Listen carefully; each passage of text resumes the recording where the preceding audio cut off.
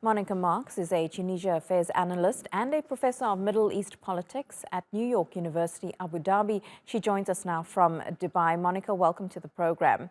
Ghannouchi is now being questioned about these inciting statements he allegedly made. But what factors have led to his arrest? Because this has been a long-term situation playing out in Tunisia. I think it's first important to clarify that the claim of incitement is a nakedly trumped up charge.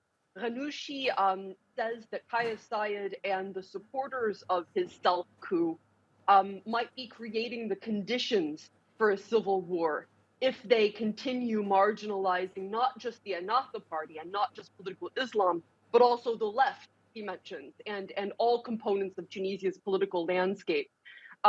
So it's clear that President Saied has been jonesing for an opportunity. He's been craving an opportunity to arrest Ghannouchi for a long time now, since his coup. And yesterday was the day that he seized that opportunity. As your previous analyst mentioned, this is part of Kais Saied's long march towards dictatorial consolidation. He's been governing the country alone as a one-man ruler with no meaningful checks and balances. And no meaningful input from any political party or civil society since the day that he shut Tunisia's democratically elected parliament with army tanks in July 2021. Monica, is this latest arrest and this crackdown of critics going to empower the opposition and anyone opposing the government? Or do you think it will force people to actually back down?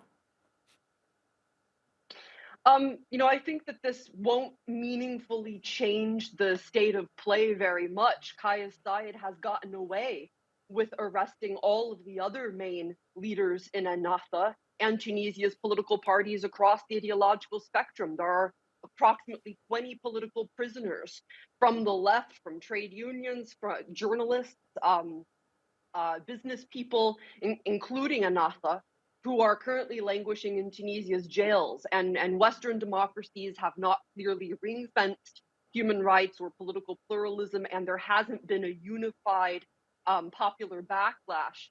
So unfortunately, I think Tunisia's march into the deeper depths of dictatorship will continue.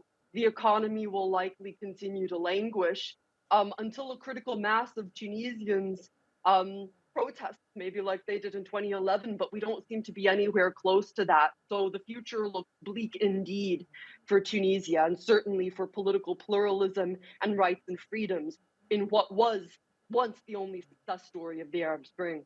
Yeah, that's a really sad part about all of this, is that they were such a success story of the Arab Spring, and now the country's facing so many issues, including an economic meltdown.